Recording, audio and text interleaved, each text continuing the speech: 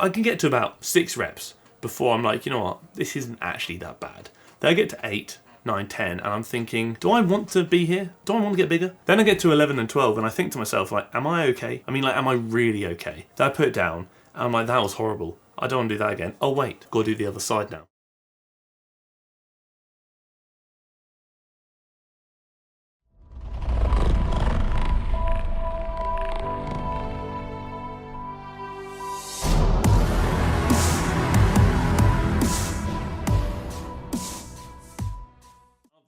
Still feeling a bit unwell, but we're making moves, we're getting better, which is a big win and a big step in the right direction. Once again, thank you so much for the positive feedback and just the kind words in the previous video. I understand it was a bit of a deeper video, being a lot more mental health focused, but it's just nice to see it was well received. And it's also great to see a lot of comments in which many of you are kind of sharing your experiences and showing your vulnerability, which I do very much appreciate, so thank you. But today, we're going back to it. It's back to, this is a very squeaky chair again, and it's still winding me up, but I will overcome this demon one day. It's a workout video today. I know what you're thinking, well, Harry, I haven't done one of these for a while, and you know what? Yeah, that's a very fair point, because we haven't. And it's slightly different. It's kind of like one of the older style videos I used to do, where I look at a couple of creators, not necessarily them in particular, but a couple of the workouts I've seen, or a couple of like training clips I've seen of them on the line, and I give my input, my feedback, and maybe suggest some improvements here and there that could hopefully benefit you in your training. Because if there's one thing I know, it's probably not a lot, but we're going to go with it anyway. And these workouts were actually sent to me on the old DMs, so if you do ever see anything you want me to have a look at, please ping it across to me and I will add it to the list. And we've got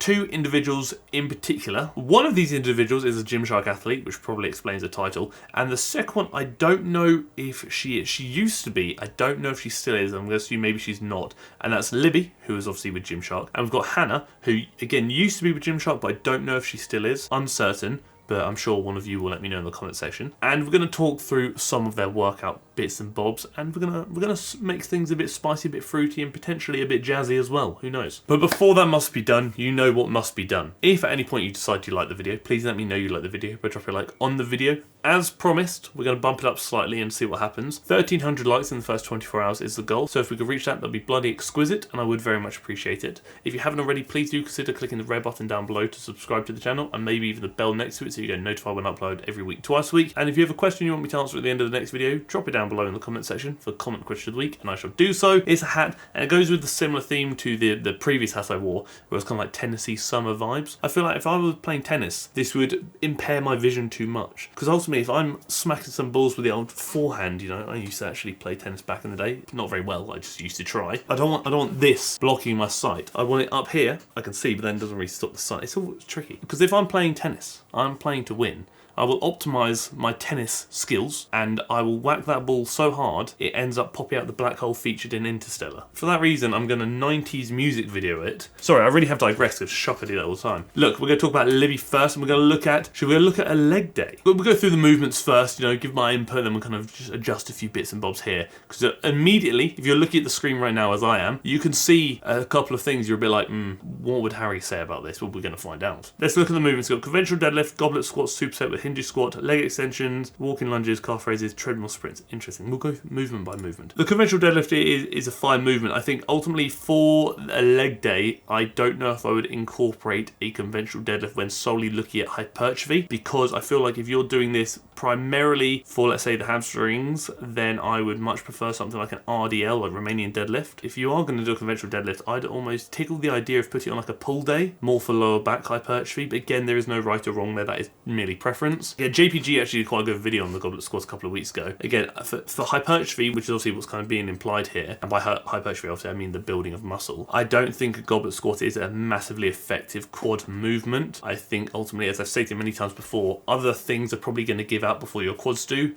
So your core, your shoulders, maybe even your arms. When ultimately, when you are trying to train a muscle or muscle group, you want that target muscle to give out first. You don't want it to be held back by a weak link of the chain, which could be something like your arms and stuff, because then it's limiting the effectiveness of that movement for that intended purpose of muscle building. You know my superset thoughts, I kind of mentioned this a couple of videos ago. Oh, as I always say, if you can't justify why you're doing something, should you be doing it? But again, a justification could simply be because I like that movement and I fully align with it, I respect it. We don't always have to be optimal all the time. And again, what is optimal? Is optimal realistic? So many things. We're looking at optimizing, but it doesn't necessarily mean you need to optimize everything. The Hindu squats, I'm not loving it. I'm not loving it. And I always kind of say push the weight through the midfoot. You're not really able to here. This is very much a movement that will probably burn, but it doesn't necessarily mean that it's working effectively. So the leg extensions. So a few things is ultimately the reps looked a bit rushed. I would try and incorporate a bit more control into them, like slow down, faster up perhaps. You can kind of see her body position is when she gets to the top. Because obviously when you're doing a leg extension, the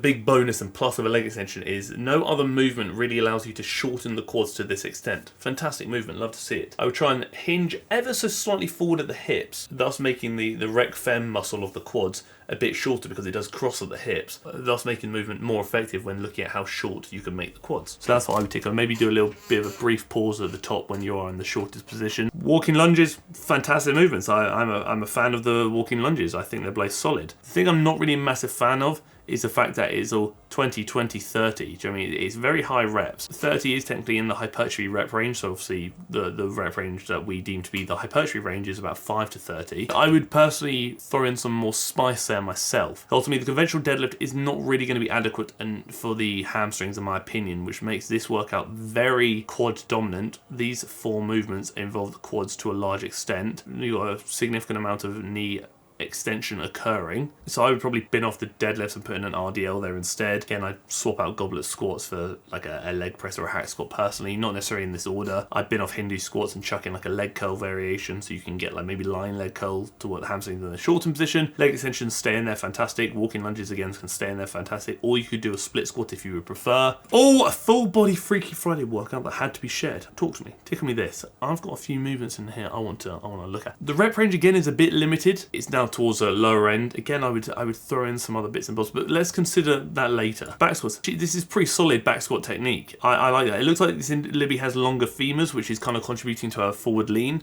which again is just your body, your anatomy. You have to work with what you've got.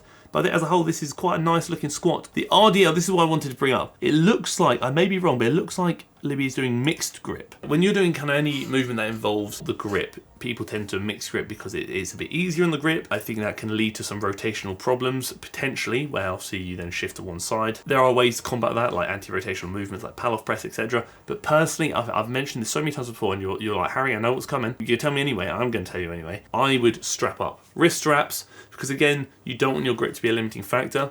And if it is going to be a limiting factor, you don't want to incorporate a grip regularly that has the potential to then cause issues down the line, such as rotational issues from mixed gripping. Not saying it will, but it has the potential to. Double overhand, wrist straps on, eliminate that weak link of the grip and place a lot of emphasis on the hamstrings and the posterior chain. We love to see it. Single arm dumbbell row, I kind of covered this in a couple of videos ago. I think it's a fine movement. I think that was fine. I'd probably go off the rack like I did in the video I showed you. Hanging leg raises, again, pretty good for the kind of the abdominal region, more so for the lower ab division. Considering this is a full body workout, we're going to tick a few things. Not a lot of the full body is being incorporated. Legs, I think legs is fine. Dumbbell row is a good movement, but you only have one direct back movement here. Then you've got the slams and the leg raises. You've got no pushing movements whatsoever, and I would say insufficient pulling movements. So I do like a dumbbell row for the lats maybe, and then like another row variation more for the upper to mid back. I would do a press variation, a fly variation, like an incline dumbbell press and a pec fly. That way you've kind of managed to sufficiently work the quads, the hamstrings, the lats,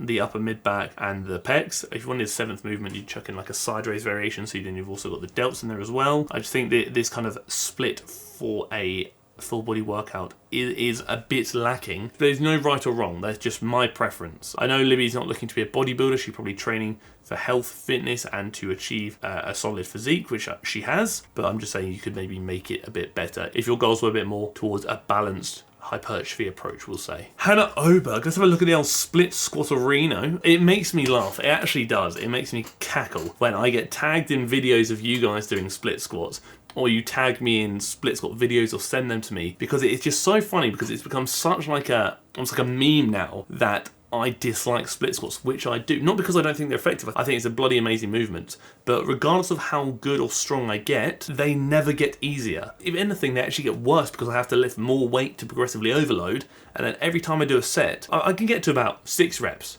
before I'm like, you know what, this isn't actually that bad. Then I get to 8, 9, 10, and I'm thinking, do I want to be here? Do I want to get bigger? Then I get to 11 and 12, and I think to myself, like, am I okay? I mean, like, am I really okay? Then I put it down, and I'm like, that was horrible. I don't want to do that again. Oh wait, gotta do the other side now. Do I need to train both legs? Maybe. I just want one bigger leg, one smaller leg. So I could wear different size jeans if I really wanted to. But then I realised that actually I need to shut up and crack on, so I do. Try this next time you are doing Bulgarian split squats. Also, that's quite a good idea actually, is essentially sitting on the bench and using your legs to determine where you should place your front foot. I think you should ultimately put your feet where you want them to go, where you feel most comfortable. But let's just assume this is a standard universal position for the split squat, fine. A couple of things you can tickle actually. Squat to University did a really good video on this on TikTok about like really breaking down the split squat. It was fantastic. I'll see if I can link it in the description perhaps. There are the two ways I kind of play around with split squats. Is I do a standard split squat where I've got a bit of a hinge at the hips and like a forward lean, which makes it a bit more glute biased. And then I do a more upright vertical split squat where my front heel is elevated, as you'll see on screen, which then increases knee flexion, so increases how much my knee is bending, thus putting the quads in a more lengthened position and that stretch portion at the bottom, thus then allowing me to work the quads more effectively, thus then biasing the quads more. So essentially the way I think about it is lean forward, bit more glutes, upright, more knee travel, a bit more quads. Two means of adjusting and playing with your split squats slightly if you want to make it a bit more glute bias or quad bias. So you can play around with either. Would I do both in the same session? Absolutely not, because ultimately it's essentially like doing the same movement, but you just alter it slightly. I would just choose one and stick with that. If for whatever reason you turn around and you say, Harry, you know what? You said if you can't justify why you're doing something, you shouldn't do it. But I really like doing split squats, so I don't want to do loads of them. Then I'm gonna look you in the eye. I'm gonna say, I really appreciate your support for the last however long you've been here. For the interest of both of our safety and mental health, I think we should depart ways. I feel like that is behaviour that I cannot stand behind. So the pull down variation. Again, you know my thoughts on the pull down. It's probably not as effective for the lats as you might think, depending on how you do it. I would do like a neutral grip like this, more for maybe the mid back. And I would alter it slightly, as you'll see on screen, where I would kind of rotate my hands, if you can, to 45 degrees. Use D handles, as you'll see on screen if possible. Lean back slightly and try and pull down towards your chest while the upper arm is at about 45 degrees, thus biasing the mid back a bit more, which is personally how I would do a pull down like this.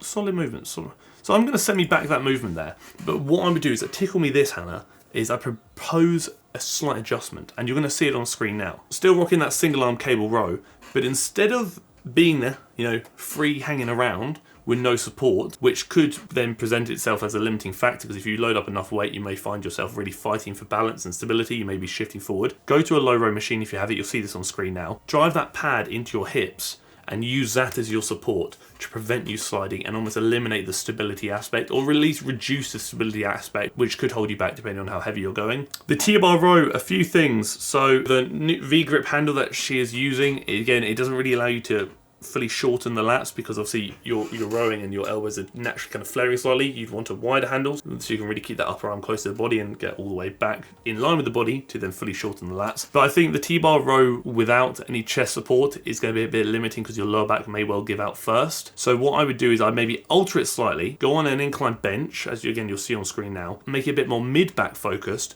use a dumbbell and row at 45 degrees. But now, because you're supported on an incline bench, you are now eliminating the lower back as a potential weak link, thus allowing you to place greater emphasis on the back muscles, thus making it more effective for said muscles. Barbell rows, similar to the T-bar rows, is ultimately your lower back will likely give up before your lats or your upper back do. But again, I don't think it's a bad movement whatsoever, and if you want to incorporate it, fully support it. So there we have it, a few tricks and tips when it comes to some workout bits and bobs that hopefully you can apply to your training and hopefully help you reach your goals, depending on what they are, obviously, with a few demos thrown in there as well, because I do understand that you did like it when I included video demonstrations in one of my recent videos, so I will make more of an effort to include them when possible. But again, like I said, I don't think any workout is good or bad. I think it's very much dependent on the goals, depending on what equipment you have access to, so many things. I merely suggested a few bits and bobs that I personally would change, just to make it a bit more hypertrophy focused for the target muscles in question. But now, obviously, we must crack on with comment question of the week. And again, it's a workout focused question, which I think was very appropriate for this. What's your take on doing hamstring curls first in a workout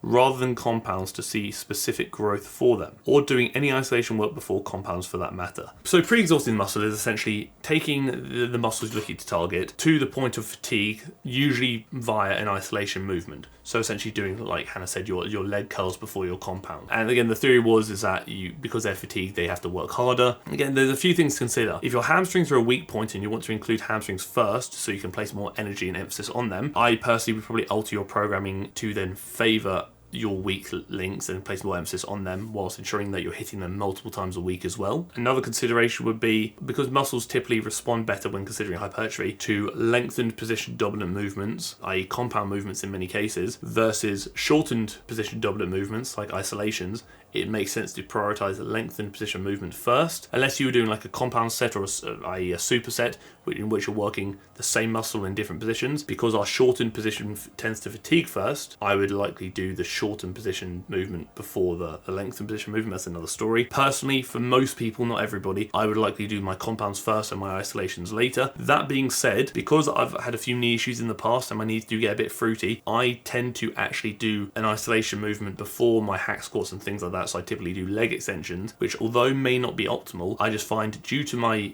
fruity knees and injuries in the past, I have to place a lot of energy and time into ensuring my quads and knees are really warmed up before I can actually hack squat effectively and pain-free. But if I were a healthy and injury-free individual, I again would prioritize compound movements before isolations in most cases for most people. Maybe I could elaborate on this in a podcast episode because I try to keep my comment question responses to a couple of minutes. So I feel like I could definitely waffle about this for 20 minutes and provide many different insights and considerations here. But that is it. That is the video. If you decide at any point that you like the video, please let me know you like the video by dropping a like on the video. 1,300 likes in the first 24 hours is the goal, so if we could reach that, that'd be bloody stupendous. If you haven't already, please do consider clicking the red button down below and subscribing to the channel, and maybe even the bell next to it so you get notified when I upload every week, twice a week. And if you too have a question you want me to answer at the end of the next video for comment question of the week, drop it down below in the comment section and I shall do so. Thank you for tolerating me. Thank you for tolerating the outfit I will be wearing if Bumfunk MC do happen to revamp their freestyler music video, and thank you for tolerating the video.